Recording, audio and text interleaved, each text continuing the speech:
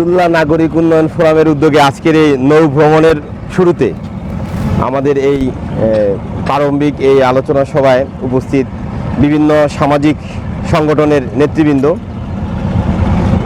আসলে সামাজিক কার্যক্রমের মাধ্যমে আমরা মানুষদের কাছে যাওয়ার মাধ্যমে আমাদের কিন্তু একটা ইমানি দায়িত্ব পালন হয়। কারণ হচ্ছে যে শুধু লাইসাল বিজাল তোয়াল্লু উজু হাকুম কিবলাল মাস শিকর মাগরিব তার পূর্ব পশ্চিমে শুধু মুখ ফিরানের ভিতরেই কোনো কল্যাণ নাই। যদি আমরা মানুষের সুখ দুঃখে, মানুষের অভাব অনটনে আমরা যদি মানুষের কাছে যেতে না পারি, সামাজিক উন্নয়নে যদি আমরা ভূমিকা রাখতে না পারি, তাহলে সামাজিক ভিতটা মজবুত হয় না।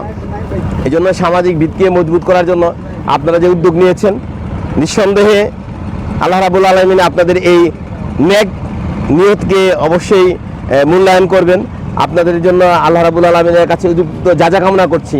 আল্লাহ যেন আপনাদের সহি নিয়তের মাধ্যমে অন্তর্ভুক্ত এই ফতুল্লার বাসীকে, ফতুল্লার অনেকগুলো সমস্যা আছে, জলাবদ্ধতার সমস্যা, সামাজিক বিভিন্ন ক্রাইসিসগুলো যেগুলো আছে, আইন শৃঙ্খলা পরিস্থিতি, কিশোর গ্যাং, মাদক, এই সকল বিষয়গুলোতে আমি এখানে শুনেছি যে অনেকগুলো সংগঠন আছে, 15-16টা সংগঠন।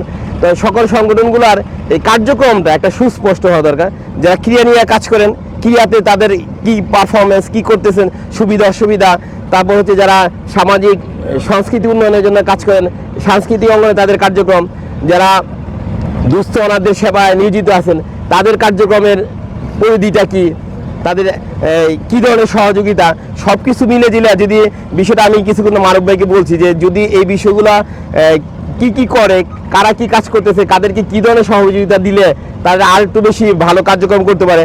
এই জন্য আমার মনে হয় যে আমরা গতকালকে আমি আমাদের নারায়ণগঞ্জ 4 আসনের এমপি প্রার্থীদের সাথে কথা বলছি যে অন্তত 15-16টা অর্গানাইজেশন কিনে আমরা একদিন বসি, সভাপতি সেক্রেটারিদেরকে নিয়ে বসা এদের কার্যক্রমটা আমরা কীভাবে আরও বেশি সহযোগিতা করলে আরও ফলপ্রসূ হয়, অর্থাৎ ফতুল্লার জনগণ যেন আরও বেশি উপকৃত হতে পারে। এই জন্য আশাবাদ ব্যক্ত করে আপনাদেরকে মোবারকবাদ জানাচ্ছি যে আসলে অনেক রৌদ্র কষ্ট হচ্ছে, তা আপনাদের নৌভ্রমণ সফল হোক, আল্লাহ যেন আপনাদেরকে নিরাপদে আবার গন্তব্যস্থে নিয়ে আসে, সেই জন্য মহান মনিবের কাছে আপনাদের জন্য তৌফিক কামনা করছি।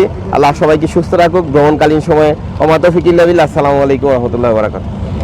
বিভিন্ন সংগঠনের থেকে আগত দায়িত্বশীল ভাইরা, আল্লাহর অশেষ করুণায় আমরা আজকে এমন সুন্দর একটা প্রোগ্রাম আয়োজন করতে পেরেছি।